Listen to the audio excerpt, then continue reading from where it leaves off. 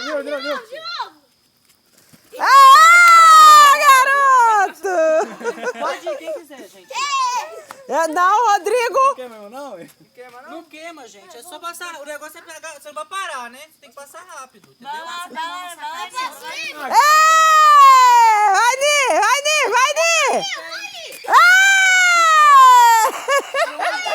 Passa rápido aí, passou, né? Passou, o Ni dançou também, cara! Vai, tio. Vai, bem, vai, amor! Vai, tio. Eu quero ir. Não, você não pode não. Por quê? Por que não? Você vai cair de cara ali no chão e aí? Você não pode não. Tem uma Tá, fora queima um da pouquinho, tá? colmeia Queima aqui, um ó. pouquinho. Deixa eu jogar pra lá pra ajudar. Aí. Vai, Nico. Vai, bem. Já passei. Vai, Davi. Vai, lá, Davi. Bora, mais de novo, bora. Vai, Davi, vai. Aê! Lá vai o Ni, Queima, gente. Não queima. Tem que passar rápido. Lá vai o Ni. É, amanhã eu quero ver esse pé. Aê, Ni!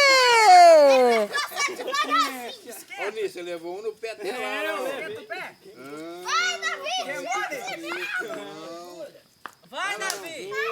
Só perfeito. Sai daí, Rodrigo Júnior. Eles estão passando aqui na brasa. Muita fé. Davi, tem que passar rápido, meu filho. Você pode pisar normal, mas você passa rápido, entendeu? É, mas quem tem fé no João... Tem negócio de Agora jogo, gente. é no Tem que Pedro. Não, ele não é um condutor de calor. Vem, Davi. Entendeu? Davi. O carvão não é um condutor de calor, por isso não queima. Se você ficar ali, ele vai queimar. Vai, Davi, rápido, Davi. Vai, Davi, pode ir. Bora, Davi. Peraí. Calma aí, vai. Aê, Marquinhos.